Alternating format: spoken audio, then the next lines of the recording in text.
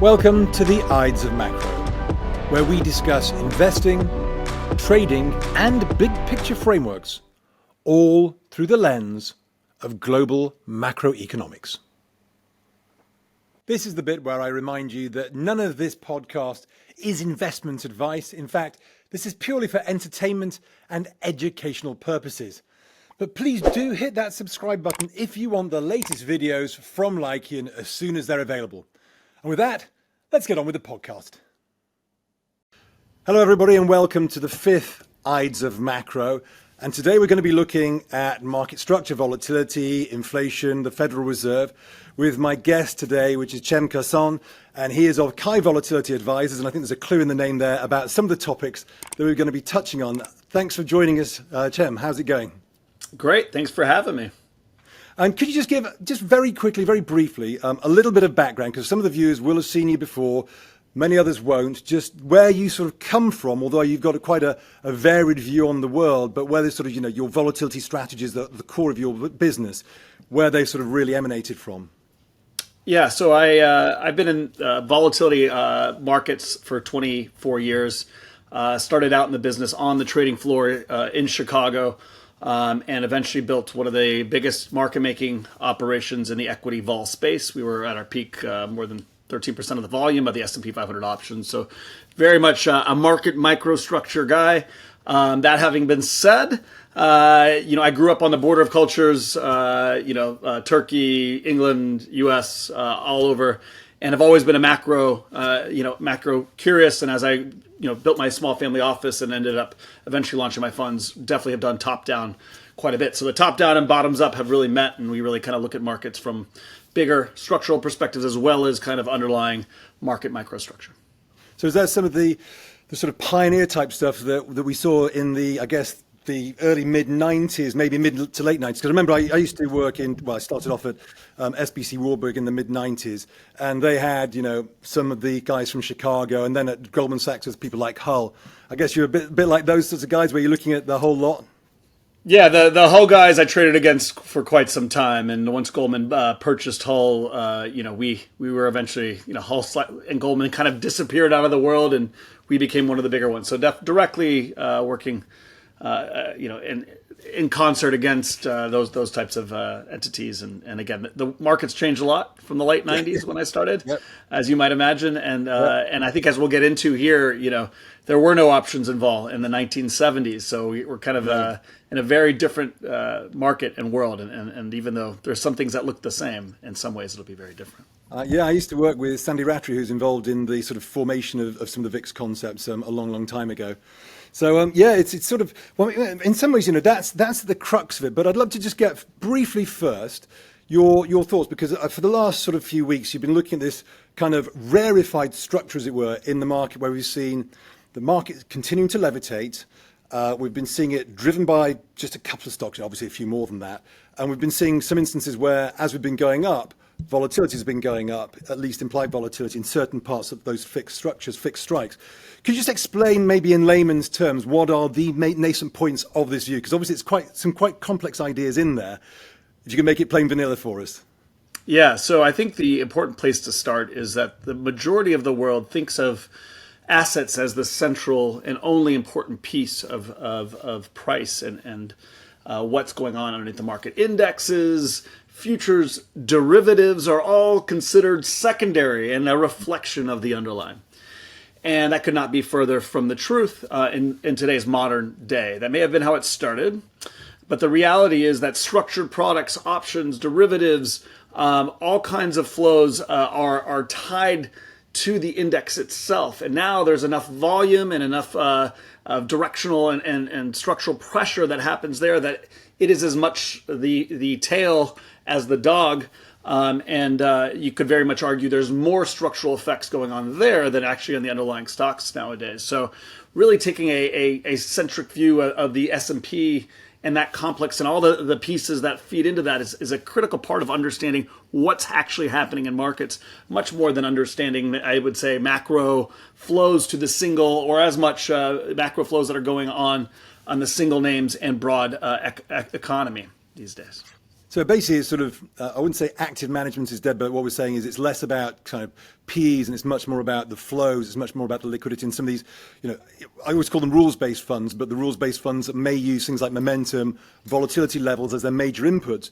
These are the guys who are really driving the market. I think in the US now, active has fallen to something like 40% of AUM in the sort of equity market, and these rules-based stroke passives are now sort of 60%. So that's really where we've got to go. And they don't do surveys or sentiment. Yeah, to your point, there's quantitative strategies that are operating on the index level or single stock level even, but importantly, there's other things that are just simple market structure that are a function of broad structural flows. Again, we can get into structured products, but there's massive increase in structured products right now that are affecting market structure that are broadly have nothing to do with whether or not the Fed is raising rates or lowering rates, whether a single stock has a positive idiosyncratic outcome or not, or whether just broad liquidity is strong or not. And those types of flows can have massive effects. And that's exactly what we're seeing in this breadth breakdown and record dispersion that we're seeing underneath the market. It is driving it at its core. And I'm happy to kind of dive into how that works. But there's major structural issues there. Yeah, I mean, I think most people are aware of breadth, declining, and just a few big so AI stocks leading the way. But could you explain that dispersion a little bit more? Because that's a word that we often hear, but what does it actually mean? Yeah, so breadth and dispersion are kind of one and the same in a sense. It's essentially, you take the S&P 500, and then what's going on with correlation underneath the hood of the constituents, right? In theory, breadth, and when people think about breadth, they think that the actual underlying stocks moving in different directions or not participating in as much may be a poor sign for the broad market. Why? Why is that? Why? Because generally when that happens, it's a function of some underlying structural elements in the market not allowing the market to go down and forcing some of this movement away from the core body of the market. But how does that work? Why does that happen? Let me illustrate what's happening right now, and let me tie it into kind of what we've seen in recent history as well. Right now, there's a significant amount of vol selling that dealers, the ones who are collecting and warehousing the risk, be it the banks, the market makers, who have you, they are actually taking on implied volatility. They're broad sellers. Where is the selling coming from? Some of it is just speculators, entities that have been selling vol. Why? Because it's been profitable. Because it's been incredibly profitable the last couple of years. But also because there are bigger structural reasons. People are piling into structured products because interest rates are higher, particularly short duration, and you can structure products with 5.25% T-bill yields, with short duration, and then layer on top of that with the collateral structured options and vol positions that look very desirable. When you can yield 9-10% as long as the market stays within 20-25% up or down for the year, and really in a world where people don't feel too confident about the forward outlook for stocks, you have a risk-adjusted kind of looks pretty favorable. And so people are piling into these types of structures, and vol has been higher as well. So these structured products have been yielding more. But all of them tend to be selling vol, right? And so when they issue structured product, banks take on significant amounts of implied volatility. That has to be laid off on the market. Market makers then also become long vol. Why does that matter? Well, unlike tornado insurance, where if buying tornado insurance doesn't affect whether or not a tornado comes through town or not, the underlying if somebody's long insurance, like a bank or a market maker, they are forced to hedge that. So if the market goes down and they're long vol, they buy the market. The market goes up, they sell the market. This has a reflexive dampening effect on realized volatility. It has the effect of pinning the market. 2017, by most measures, a very innocuous year. But it was actually a historic year. Why? In 125 years of history, we had the lowest realized volatility by more than 30%. A complete outlier to many, many years, over a century of market history. Not surprisingly, though, we also had the lowest correlations of underlying constituents of the index by more than 25%. Why are those two things connected? Because if vol supply, which we had dramatic amounts of in the S&P 500, pin the index, right? And that's the tail. That's ultimately pinning the whole index. But you still have within 1.5 to 2 standard deviation, volatility within historic norms of idiosyncratic single names. There's a new CEO, company beats earnings, companies going bankrupt. Those stocks still move. But if the index is pinned by arbitrage constraints, stocks have to move the other way. And that leads structurally to correlation breakdowns. And that leads to very profitable dispersion, meaning trading the index versus its single constituents. Guess what? That was historic until now. We're now seeing it again. And the reasons we're starting to see it are because the derivatives and vol market has become significantly bigger and significantly more important to market structure. And now the indexes are often not just the tail, they are the dog. And the single names are simply the tail of the major index. So that's hopefully kind of an overview, but how critical these volatility trades and volatility supply is to the market. And just, there's a couple of things you were talking about there, and it'd be lovely to sort of not so much clear them up, but provide a bit of color, because back in 2017, I remember it's like death by 1,000 cuts. I actually left the market that year. It was so dull. And again, what we see today is, when people see the VIX at 13.5, 14, they go, well, that's low, and you're talking about high vol. Could you explain this difference between a spot VIX, a non-tradable spot VIX at 13.5, versus what you might actually see through term structure, i.e. through the longer dates or medium to longer dates, and also at higher strikes and lower strikes? And so why sometimes the VIX itself, spot VIX, which we all look at, can be quite misleading. Yeah, so when people think about volatility, they think of it as, because they're trained to think about assets, something you buy or that you sell. And so in order to kind of fit that model, they created something called the VIX, which was a measure of you can buy or sell vol. But the reality is that market structure doesn't work that way. The market is a distribution of outcomes. And when they price options, each option is priced on a different implied volatility.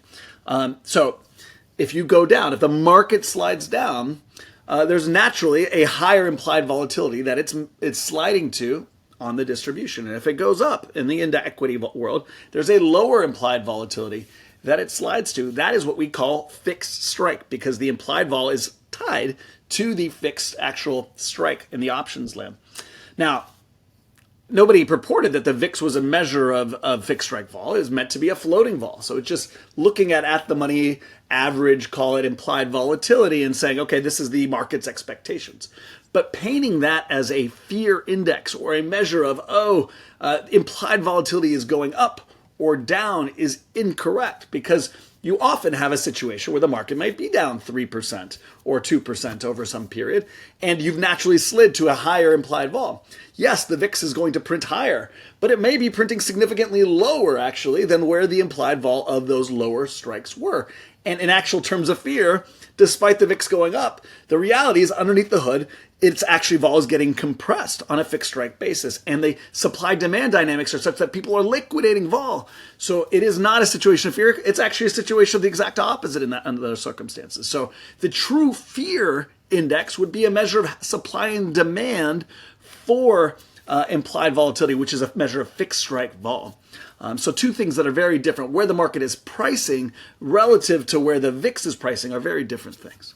And one of the things you were sort of kind of alluding to there is the idea of skew, that normally a 10% out of the money strike to the downside is normally a lot higher vol than the at the money. So if the market sells off down to that 10% out of the money strike, but actually the vol is almost the same when it should have been a lot higher, it actually means that people weren't that bothered about the sell-off. That's exactly what happened last year, right? In 2022, there was massive vol liquidation. Vol got crushed. There was a run for the exits because people were hedged broadly, and we can get into the kind of the reasons or whatever. But people saw the VIX, and the VIX kind of slightly went sideways to ground up. But given the 25% decline that we saw in markets last year, it was actually a dramatic vol decrease that happened underneath the hood. I think I said that it was one of the best behaved bear markets I'd ever seen, because, not everyone saw inflation coming, but because a lot of the active managers did see it coming, and they got the hedges on, and then the market sold off. They liquidated the hedges, which was selling vol. And I think the one thing that was interesting, I thought, throughout that year was how volatility, VVIX, really went down very, very quickly throughout that year. So again, it just, it didn't have that fear factor. It was just very well behaved because a lot of the asset managers nailed the move, but probably didn't actually make that much money on it because they probably monetized puts, which the delta worked for them, but the volatility didn't, and they probably went, not that great. Yeah, absolutely. I mean, the reality is that not only was it well telegraphed, but everybody in March of 2020 that was selling vol was out of business, right? And anybody that was buying vol made out like a bandit. So you had a bunch of, and this happens throughout history. I could walk you through the history. It's like a sine curve, right? All the people that top of mind is, well, if you're gonna get a vol event, the market's gonna decline. You better have puts because puts are what give you that convexity.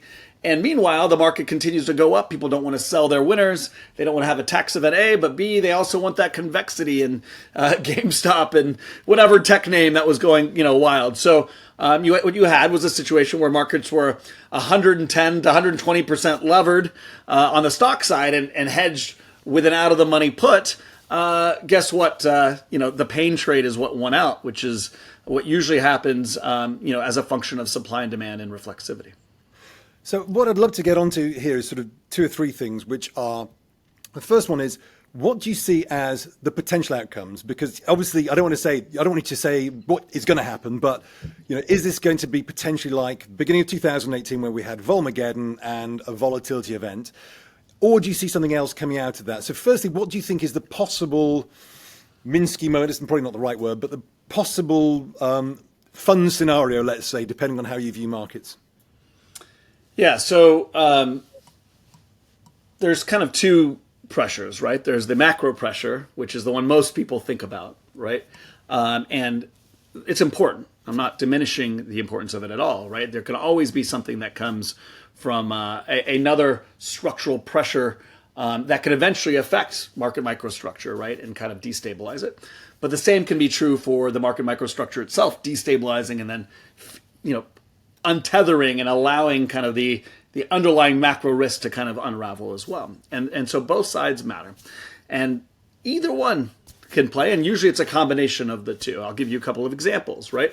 1997, right? We had the Asian flu, which eventually did what? Asian flu eventually blew out long-term capital management, which led to vol decompression, which then kind of untethered the market for a bit, right?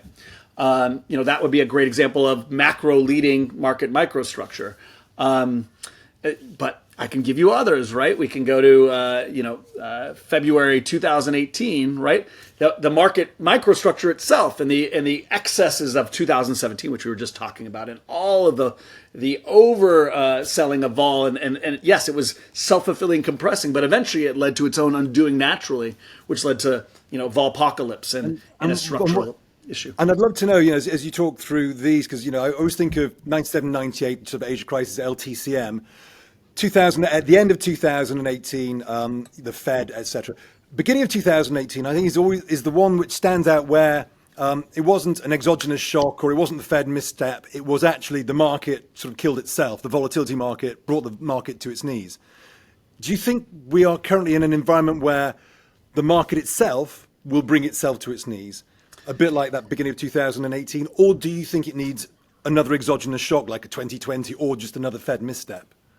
I'm going to walk through this just quickly so people kind of see what happens. This is just going back to August 2015 and walking you through recent history and how it matters so much what that tinderbox of volatility is doing. That's really how you think about it, right? There's this explosive kind of market structure thing underneath the hood. Now, usually it doesn't undo itself completely on its own, right?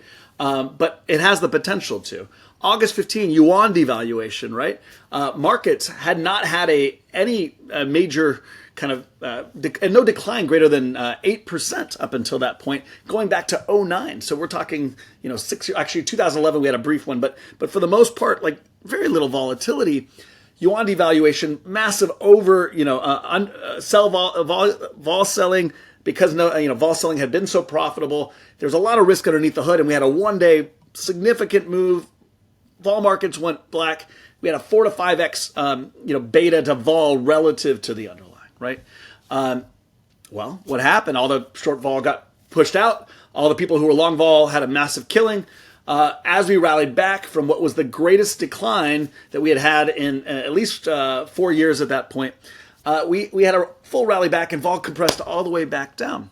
Well, at that point, high yield starts blowing out. Oil goes to 20, and all of a sudden we begin to have a revisit to those lows. February 16. This time we had a historic vol compression, and skew goes flat, and you have almost a less than 1 beta to vol move relative to stocks, but it was a much bigger move. It was actually 12.5%, the biggest move we had had since '09. So similar moves within 6 months of each other, but dramatically different outcomes. And why? Because everybody was hedging high yield with the vol. And as high yield started to blow out, all the people who were hedged on one side, what's the pain trade? The vol underperforms, all the supply of vol gets compressed. So we go through this, and then everybody at that point is like, I'm never doing vol again. It's not going to work. Sell vol. Every model says, look, the biggest decline since '09, and vol didn't work. Well, you have 17, which we just talked about. All the vol selling. Eventually, now we have a vol explosion again in February 18. Fast forward, Ak Nov Dis. Now the opposite, right? So it's a sine curve, right? Ak Nov Dis. Everybody's hedged with vol again because they just had Volmageddon.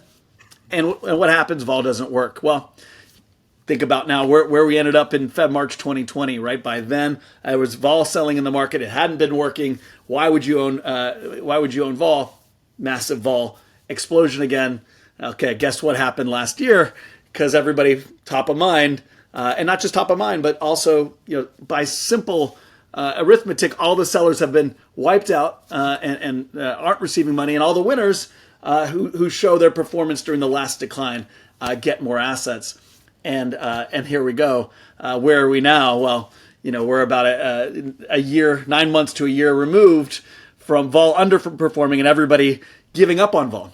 And that's where we're heading right now. So to answer your question, where are we in positioning? Matt, we're in the part of the story where vol selling begets vol selling. It decreases and pins the market, as we talked about, eventually leads to a point where there's too much short vol in the market, where it's an unbalanced market microstructure and is more likely to be explosive when it happens. And that's the critical takeaway. Much like we talked about how vol was very well hedged going into the last decline, and the macro picture was poor, so we're likely to see market down, vol down. We talked about that before it happened. The next move will be a decline with more volatility. And do you think that also underpinning this, it sort of seems that these, we just talked about them briefly, these rules-based funds which use things like volatility as an input are also exacerbating this move, which just keeps on going a bit further and a bit further, like 2017, where you get to that level of realized volatility, actual market volatility, where they're maxing out their equity allocation at a time when employment is still low, so 401ks are still coming into the market. So you get this, as you say, reflexive. And it probably means that when we think we're getting to a peak, it just goes out a little bit further because everything is going in the same direction right now in terms of that, vol down, market bid. Okay, vol might be higher in certain areas, but it just feels it's helping itself together. How do you, do you think that's part of the problem? And then the second bit, which is probably more important for viewers, is how on earth do you prepare for something which may happen next month or may happen in Q4 or may even not even happen until, who knows, H1 of next year? How do you deal with that? Yeah, so first question first here. I want to be careful just pointing to vol targeting or trend following or risk parity or all these other quantitative strategies as being the only things at play here, right? They're much bigger. Those are important, don't get me wrong. But there are much bigger structural issues, like just day forward, you have passive flows that are momentum factors. The bigger Apple gets, the more passive flows it gets, the more it begets upward motion. As time passes, vol decay, you have skew in the markets we've talked about, right? By definition, dealers are long put, short put, long call, whereas customers are long put, short call because they're hedging long exposure. That means that every day that goes forward, that these positions decay, dealers, banks, funds, market makers all have to buy back. That's called charm, and as vol compresses, you have even more. And so compression of vol begets buying itself, and passage of time begets structural buying in markets as well. This is market structure at work. It's not just rules-based kind of strategies that are driving all this. That's part of it, but it really is just pure market microstructure. It has to, as time goes by, especially now yields are 5.25. Guess what? The market has to go up 5.25% every year to eat up by arbitrage constraints, right? These things drive buying every day and significantly. What people don't realize is that the whole market, the equity market in the US is $40 trillion. But the amount of flows that determine daily moves in the market is closer to 50 billion. 50 billion. It's a marginal decimal. This is like venture capital, with minimal float pricing the whole stock at a much higher level, because the majority of investment is passive and doesn't participate on a day-to-day basis. So there doesn't take much flows to ultimately drive markets, and underneath the market there are structural flows driving this every day. So I think it's important to note, yes, those are the ones you're highlighting, which are the quantitative strategies, do play a role, but there's bigger flows than that even, that matter even more, that just sit underneath the market and are structural to how the market moves on its own day to day. How on earth do you prepare for that? How do you prepare for that? How do you prepare for the end of that? No, it's a very important question. So again, I've been in this market for 24 years. I started in 98. In 98, it was very clear, into 99 that we were in a tech bubble. That wasn't like unknown information. The macro realities of that were very clear to everybody. If you go look at the valuations, it's, in retrospect, obviously, it's also very obvious. That didn't stop the NASDAQ from doubling in price from those levels within 9 months. The last 9 months of the NASDAQ, it doubled 100% returns in nine months before it declined by 93% or whatever the final decline was. You were right to bet against those valuations. The Fed was raising interest rates. These valuations were insane. Pretty clear that you were going to have a problem. But how did it end? It ended with the biggest, most abusive moves, the most painful moves for shorts at the end. That's how markets work. You can't get a decline in markets until supply and demand gets to a point where you can actually have it not be profitable for the majority of constituents. This is why the mantra that markets can stay irrational longer than you can stay solvent exists. There are reflexive effects. People don't think about the reflexive effects. People think about the macro and what should be happening. Well, guess what? It's a reflexive machine. If there's bad news out there and the majority of people understand that there's bad news out there, guess what? They're going to be under invested to their benchmarks. They're going to be shorter relative to where they'd like to be. And that means there is pain. We usually associate pain with downside moves, but there's pain to not matching your benchmarks as you go up. And there is real fear and real forced buying. It is not because people want to buy at the end, it's because they have to buy at the end. That happens at the end of a rally before a major decline. It's almost always how it ends. And that market microstructure is a big part of how people should be thinking and investing, because ultimately it is not just about macro, it is about macro in the context of positioning that ultimately leads you to the timing element that gets you kind of best suited for playing. When the positioning gets offsides and then pairs with a much worse macro picture, despite what is often a turning narrative that doesn't match reality, that is when the true opportunity tends to present itself. And so with that opportunity, do you think that it's a case of, what can people do? Because one of the things people fear about in this sort of market, which just grinds, 2017, a perfect example where everyone went, volatility is low. Well, it was low, but it was probably expensive at some point. But do you want to buy, should I buy a tail risk put? Oh, it's expired worthless. Well, I'll do it again. Oh, it's expired worthless. 5 or 6 times you go, I'm not sure I can do that again. How do you do a hedge to a market that's going up like it's going up in anticipation of it turning when we have no idea when it's going to turn? What can people do to prepare themselves for something which could, when it turns, be quite a vicious turn? Yeah, so if you look at the most recent major declines as an example, and if you think about what I'm saying here in terms of the risks, historically, what's worked very well if you're not sure when it's going to happen, but want to be better hedged for it, is to start betting on the upside part of the volatility distribution. Because at the end, these things tend to move extraordinarily fast to the upside, which generally is underpriced on the distribution, right? And generally, if people think also, oh, these markets are overvalued, the first thing is for people to sell calls or to kind of, this upside should be limited, and that leads to squeeze and supply-demand imbalance on the upside. Now, the beauty of buying calls is you don't just have to buy calls and not do anything against it. You can be short stock against your calls. So a true vol trade is to be long a call, right? In that and a hedge delta neutral. Now you have a volatility trade. So it's a delta neutral trade. So it's basically right. Okay, so you're basically buying vol and selling the delta against it, and then are you dynamically hedging your delta? Well, the key is now the hedging is key to this story, obviously. So, and actually, maybe you should just explain what dynamically hedging is, because that some people might. Yeah, I mean, you could trade every minute, you could trade every day, you could trade every month, you could have whatever interval that you want to hedge your delta back out, right? Because underlying part of volatility is that you have gamma, right? If you have a delta, that delta changes. It may be a 10 delta call that you own. If you rally and it becomes at the money, it's now 50 delta, right?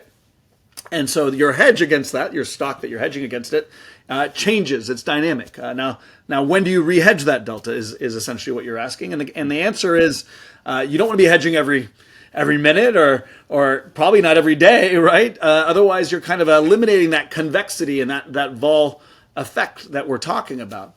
The key there is to hedge dynamically based on certain rules. And those rules, I would state, are when you start to see kind of narrative change, when you start to see positioning change, when you start to see kind of speed and acceleration, when you're looking technically at when momentum has kind of things become overbought and certain breadth blows out, those are times to re-hedge, right? And those tend to be great opportunities to kind of benefit for potential pullbacks, and then you can get into kind of your vol for much cheaper by hedging more accurately and more dynamically.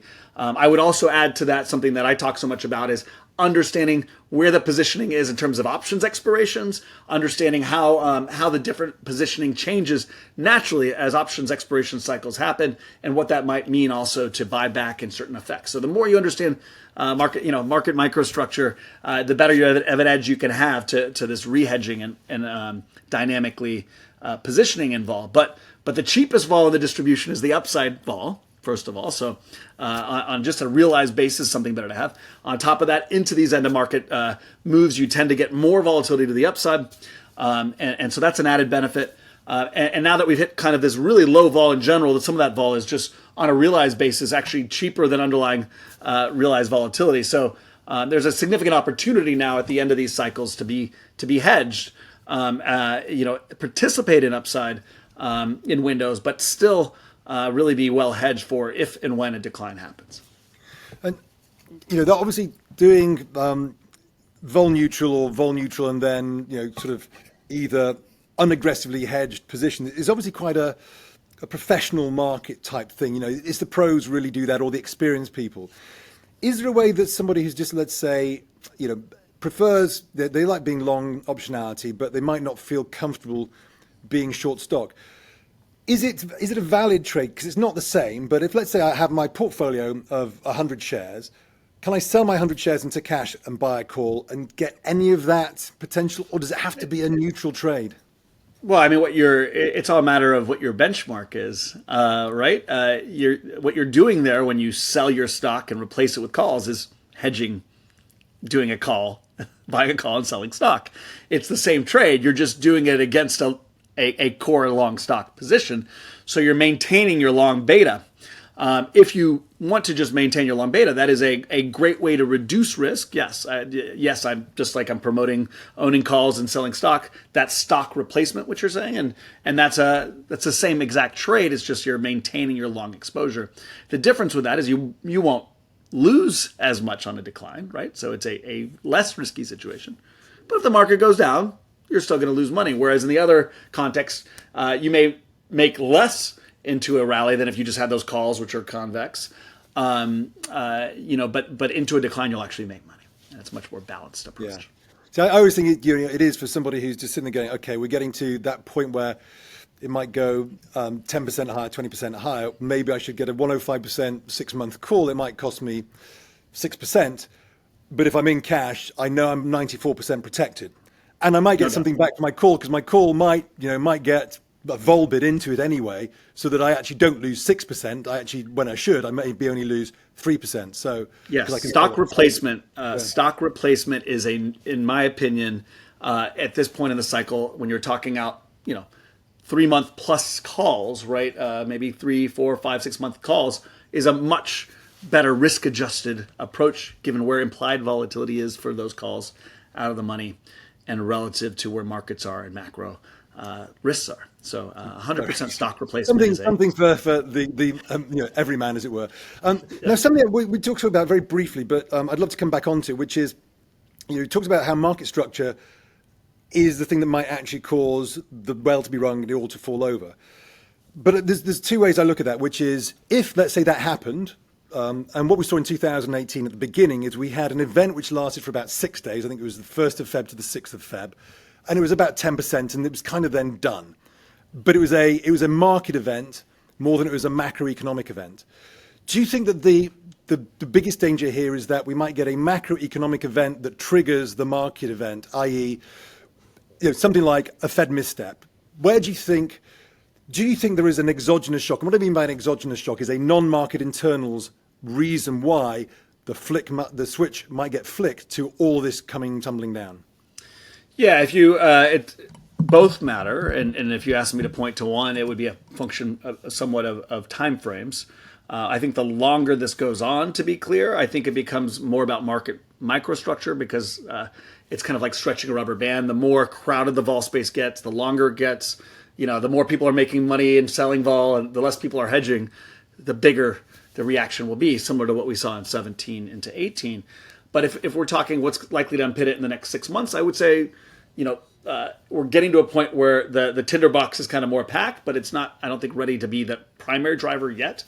I think it's more likely to be led in that period by some exogenous, some market macro effect. Now, to be clear, the other reason I think it'll probably be that is because we live in a much more dangerous world than in terms of macro, based on liquidity moving. And we just had historic Fed tightening from 0 to 5.25%. That's not important. The rotations we're seeing globally and the deglobalization, we're starting to see a cold war between the two biggest economies in the world. We're seeing a hot war in Russia and Ukraine. These are not things that people don't know. We're kind of just willfully ignoring them at this point. We have major kind of effects on the lag of this interest rate flowing through different parts of real estate and the economy, and not to mention cross. Whether you're looking at, yen dollar, or whether you're looking at the yuan and some of the issues there, the Hong Kong dollar peg having some weakness, all kinds of things that we know historically that this is a bit of a macro unbalanced situation. And eventually there's likely to be something that kind of under the hood, a Minsky moment, to your point, where kind of that fragility is getting to a point where there's likely to be something kind of big that kind of sets it off. That's a spark. And there's enough of the tinderbox packed where I think the two combined, we're getting to a point where that's probably the most likely way this plays out.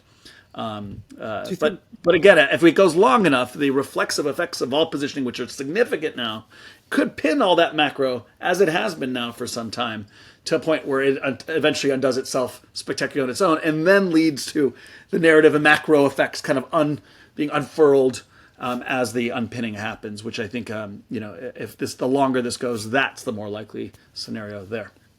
And do you think that what could be something that helps to ring the bell is that we've got this equity market going up, and as the equity market goes up, it seems that corporates hoard their employees because they feel that it's a financialized world, and I would say that the more the market goes up, the more likely the Fed is going to raise rates again, because, well, why wouldn't they? If GDP is doing okay, if equities markets are going up, they spent the last 10 years complaining that they were on the zero bound and couldn't get rates high enough so that when we got a recession, they could cut them. Do you think that what we're seeing here, this market that is sort of driving itself higher, is actually going to give the Fed more and more reason to defy the curve that thinks we'll have this pivot sometime in the next 6 months or whatever, and just keep going and surprise people? So eventually the market goes, oh, actually, that does matter now. Interest rates have gone beyond where we thought for the third, fourth time this time. And actually, that does ring the bell, and they can't get it back this time because maybe inflation is still a problem. Yeah, now we're talking macro structure, and this is so critical for people to understand, I think. The reality is there are secular effects to inflation, and there are cyclical effects, right? And we have been, for 35, 40 years, in a Fed-dominated situation where monetary policy was completely in control. Why? Because we had done so much monetary policy, we essentially drove a deflationary, secularly deflationary structure.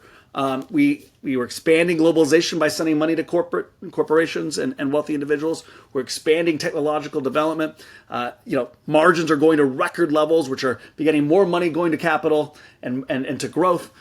This cycle, right, could have gone on forever. We could just keep doing more monetary policy if it weren't for an issue that the Fed wasn't within the Fed's mandate, right? The Fed was forced to do policy based on maximum employment and price stability, right?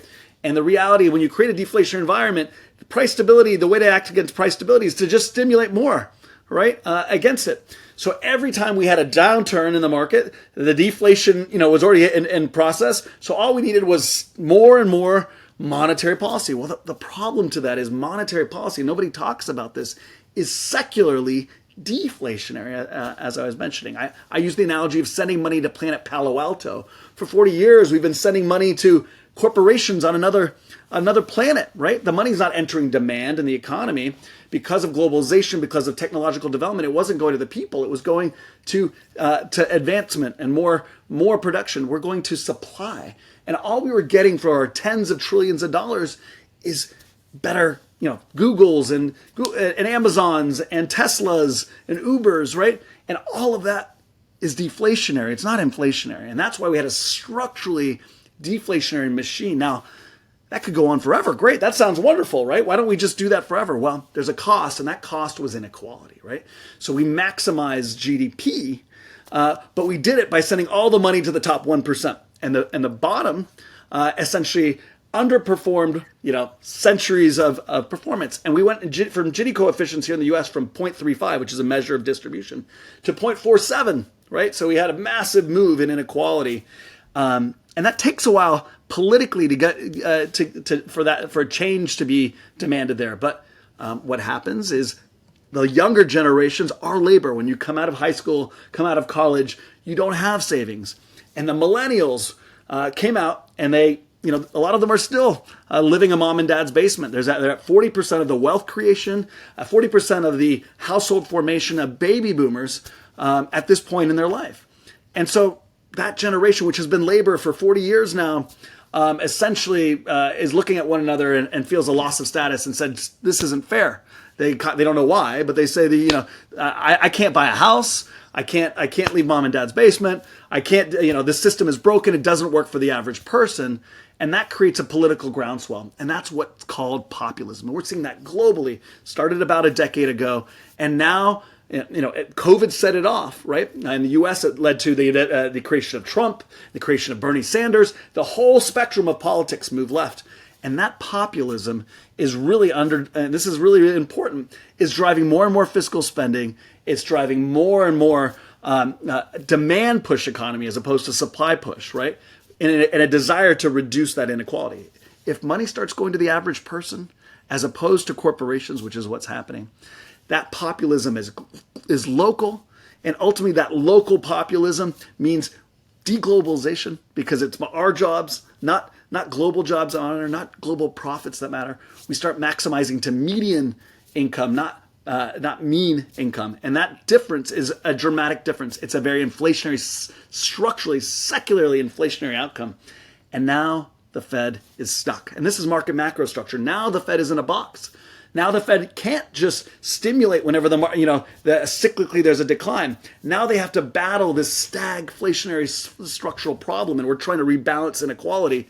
And that ultimately is the structural dynamic you're talking about. This is no longer a two-dimensional game where every time we have a cyclical downturn or head into a recession, the Fed will just turn and pivot. And that's why the bond market's been now wrong for 2 years. We've seen it multiple times now. All of the algos say, oh, when cyclical downturns happen, the Fed's going to pivot, and they're going to pivot aggressively, and that's going to mean that yields come down. Well, guess what? If you're in a structurally and secularly inflationary period, and they're trying to battle that, they don't want to make the same mistakes that were made in 1972, 71, 72, and 75, 76, where they're coming back in and coming off of their yield increases and pivoting, and then leading to much bigger structural secular inflation push coming out of recessions. So the Fed's in a box, and when that's the case, it also leads to more geopolitical strife. There's more currency war, more resource scarcity, more hot wars. We're in a time of less Fed dominance and less economic U.S. power, and that means buckle up, much more macro volatility on the horizon, and all the more reason for some kind of outlier event.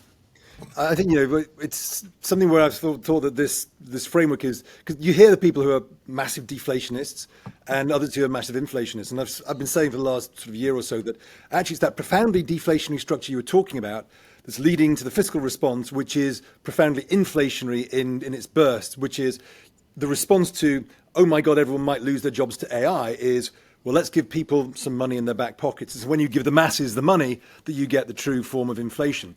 But I guess with that now, do you think we're in this window, and this has been this sort of fueled by the structure you're talking about, but this window where CPI is dropping? Yes, we've got a little bit of stickiness in services, but it is dropping. Do you think the Fed will go, okay, we don't need to do anything because we've been here where we've had tight employment and low inflation, and we can let things run? Or do you think they'll go, oh my God, the equity market's doing well, we're seeing a big move, or not seeing a big enough move in unemployment to offset this, so therefore they actually have to keep going with interest rate hikes to make sure they don't get the repeat inflation coming through?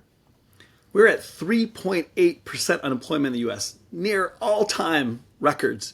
The Fed just increased interest rates from 0 to 5.25%. What would be happening if they hadn't?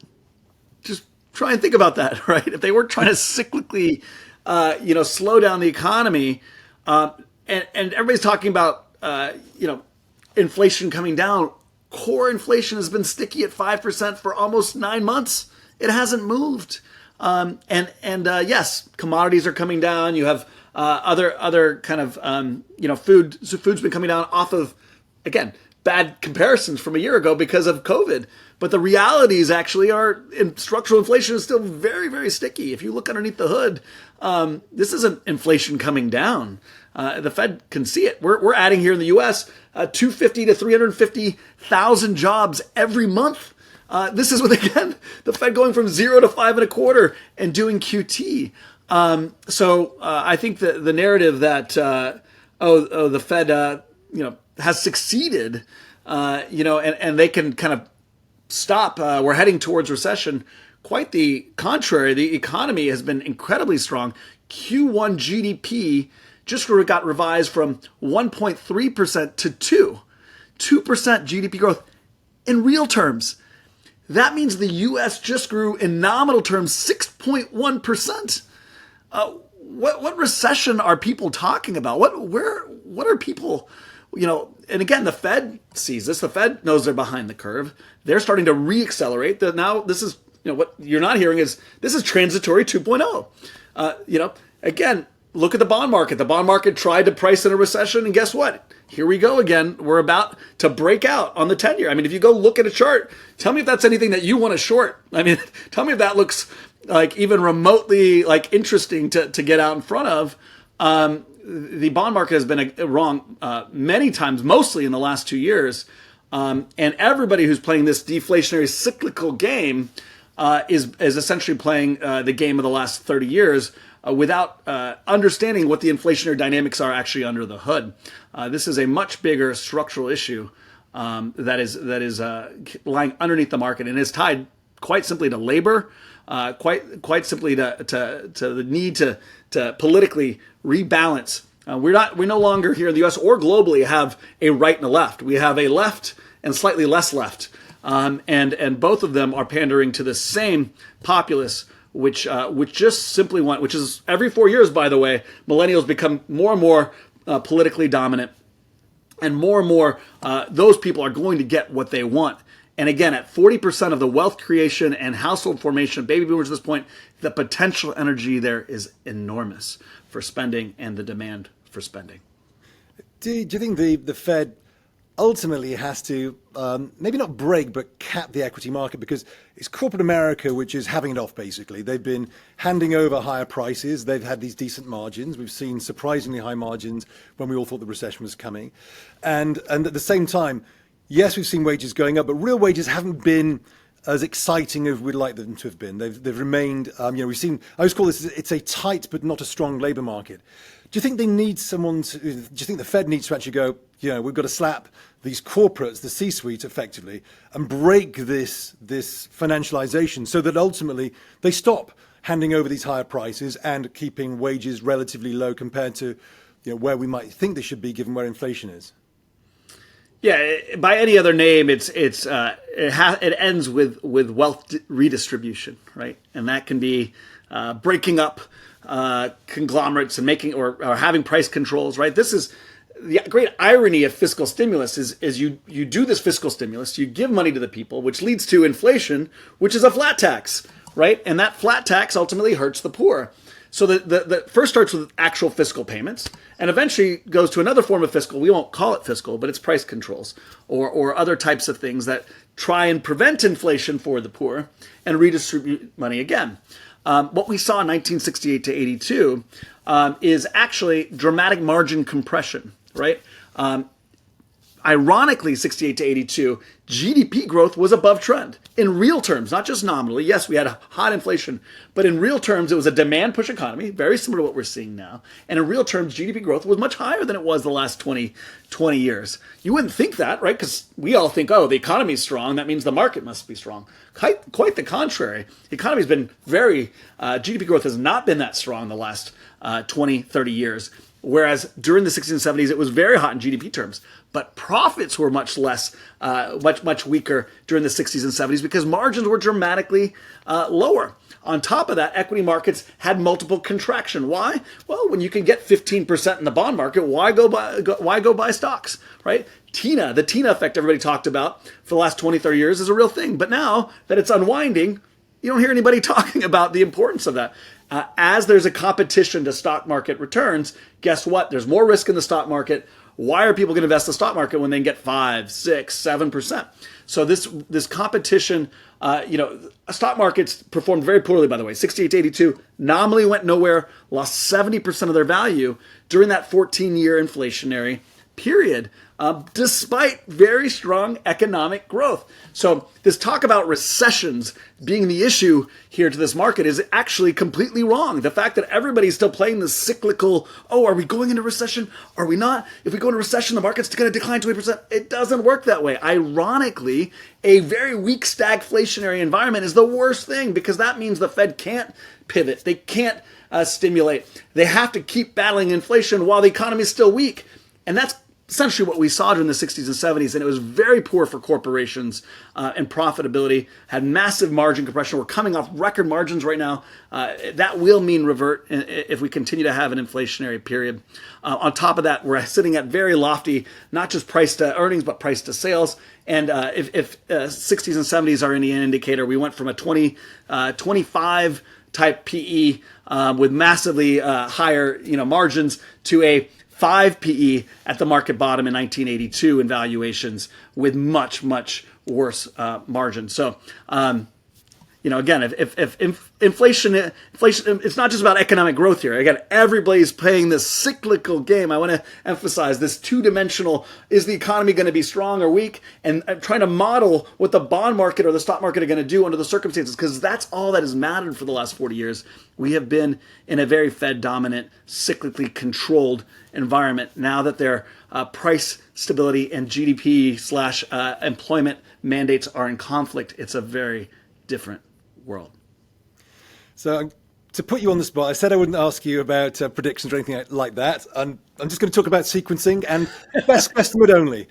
Best estimate only, because the fiscal story and political stories generally takes at least next election, maybe beyond that. So it will take a long time to play out. And that might be the GDP volatility story that we get, where you have smaller expansions and more recessions.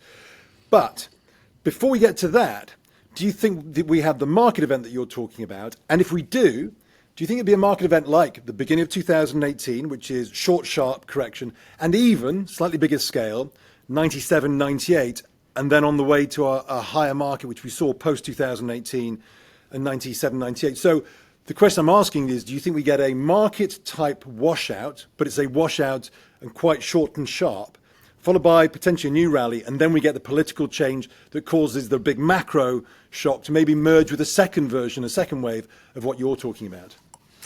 I think that's very possible. I think the reality, there's a couple things that we're looking at that are hard, very hard to determine. Like we were saying, when is this going to end?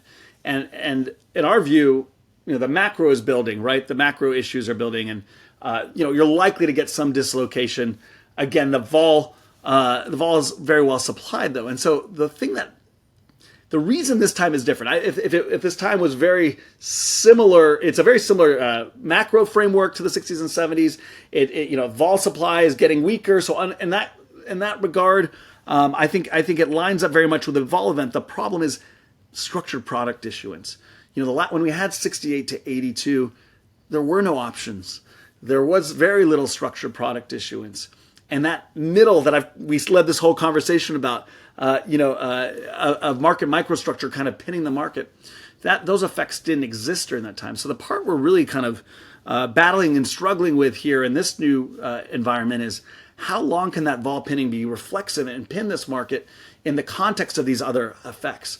And what we keep coming back to is, ironically, in this time frame, people are moving more and more to structured products. This is that reverse Tina effect in play, right? People are able to say, okay, not only am I going to go buy T-bills, but I can take the T-bills right now with derivatives and do a structured product where I get 9, 10% if I write 25% out of the money puts and 25% of the money calls, or 20% of the money calls, and structure a product that really kind of gives me a nice yield and ultimately puts me into positions that are much less risky ultimately than owning the market.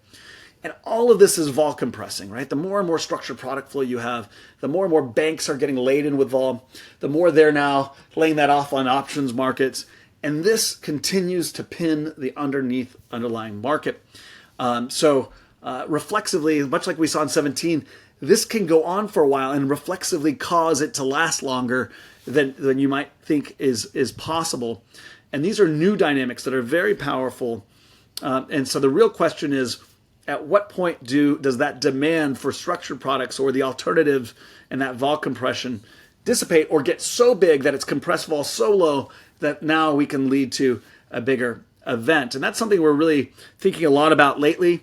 Again, if you just took that out of the market, I would say we are much further along down the road, both in terms of macro risks and macro liquidity, tied with also net positioning not being as well hedged on the single entity level, right? Much more vol selling, less hedging happening from institutions otherwise. But it is really this, ironically, this vol selling that's coming from really from the equity markets moving into alternatives that really, I think, is having this, medium-term structural pinning effect that I think is way more important than people realize, and something that could very well extend out these things longer than we expect. So to finish off, just very, very, very quickly here. So it sounds like you would advocate that everybody here should have some form of protection, but that doesn't necessarily mean put protection. It might mean, as you said, call protection, as in switching out of cash or equities into calls. But people should be thinking of, we don't know when, we don't know where, but when it comes, it could be big. And when it comes, if you haven't got something on, you'll have missed it because everything else will have just blown up in your face. So you've kind of got to take some sort of carry cost pain today to kind of do this, unless you're maybe the pro who can deal with the market neutral strategies. But otherwise, you've got to take some pain. I want to be clear. I think it's. I I don't think you have to be so simplistic that you take pain, right? I think, first of all, I think everybody's been taught in the last 40 years, because 40 years is forever, that 60-40 and being long markets is the only way to invest. Everybody thinks passive investing is a technological advancement. We had indexing 150 years ago. Passive investment isn't a new invention. It gained popularity because starting in 82, the Fed started secularly decreasing interest rates, which led to 60-40 working incredibly well. It's being stimulative for stocks and stimulative for bonds. And so that was an incredible opportunity. If you do that, why pay for expertise and non-correlated alpha when you can just continue to buy the dip, stay long. If it goes down, buy more. Passive investing is what everybody has been taught works. You just keep buying. 68 to 82, you lost 70% of the value in your money in real terms if you did that. There's a reason passive investment wasn't very popular before the 80s and 90s when it started kicking off for the first time. So our view is that, there's nothing that says you should just be buying stocks for the long run, or at least over a decade-long time frame, especially when valuations based on a lot of metrics say that this is the positive return expectancy for stocks is not very good. The key is finding non-correlated ways to extract a return. And there are lots of ways to do that. Much like paying a lawyer or a doctor, you're not going to operate on yourself. You're not going to go defend yourself in court. There is true deep expertise. It's not generally most wealth advisors, unfortunately, because most of them have been just trained in this simple 60-40 kind of model. It is actual deep expertise in understanding market structure. And there's lots of people out there who do it. There's a reason that the 70s and early 80s were a great time for hedge funds and the advent of non-correlated kind of alpha generation. So we broadly believe that and this is not just talking our book, if you look at endowments are 60% invested in alternatives. 60%. Your average individual investor is 6%. I think what the average investor, the risk that average investors are taking and have been taught is the way to invest is actually, we believe, broadly way overweighted to beta and to beta risk, and particularly in a likely scenario where interest rates now start to go higher, both equities and bonds are likely to not work in the next decade or so. So hopefully that gives you a little context. There's ways to make money outside of beta, and I think that's the premise that but how do we continue to have our beta and make our money? Well, it's just not going to work that way. And I think the premise of how do we stay long is just simply incorrect on a decade-long time frame. Cem, well, that was great. Very covered lots of ground, lots of energy, fantastic stuff. I'll probably watch this a couple of times myself, actually. So all great. Thank you very much for joining us, and it was great to speak to you. Yeah, likewise. Thank you for having me. Take care.